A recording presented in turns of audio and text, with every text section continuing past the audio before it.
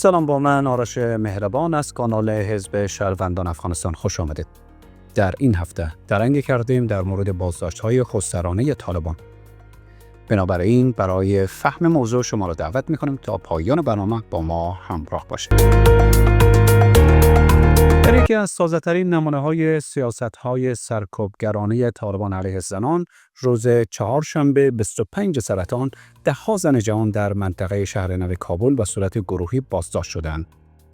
منابع محلی گزارش داده که این زنان از خیابان‌ها، بازارها، سوپرمارکت‌ها، شفاخانه‌ها و حتی کوچه‌های محل سکونتشان جمع آوری شده و به بازداشتگاه‌های تحت کنترل وزارت امر به معروف و نهی از منکر طالبان انتقال داده شدند. طبق اظهارات خانواده‌های برخی از بازداشت شدگان، شمار این زنان تا حدود 100 تن می‌رسد.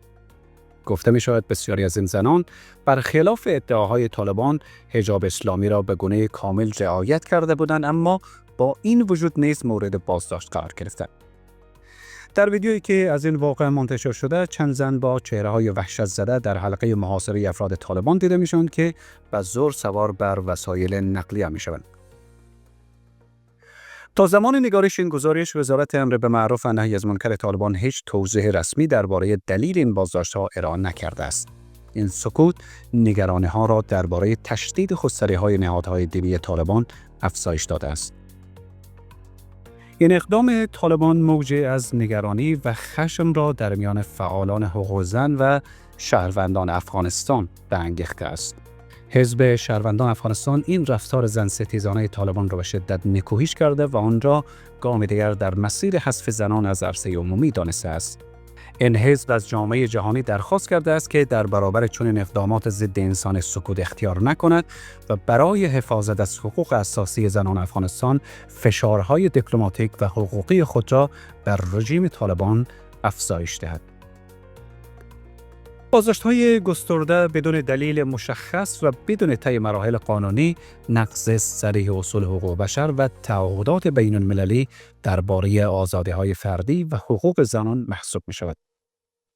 این در حالی است که طالبان بارها در مواجهه با فشارهای بین‌المللی مدعی شدند که حقوق زنان در چارچوب شریعت اسلامی حفظ خواهد شد، اما عملکردهای عملی آنها با چنین ادعاهای در تضاد آشکار قرار دارد.